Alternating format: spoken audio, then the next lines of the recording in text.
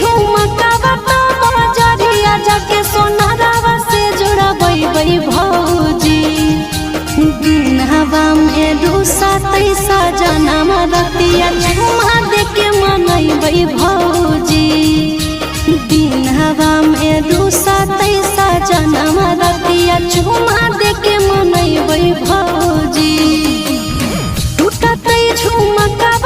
बजरिया जाके सोनारावा से जोड़बै भौजी टूटतै झुमका बजरिया जाके सोनारावा से जोड़बै भौजी दिनवा में रूसा तैसा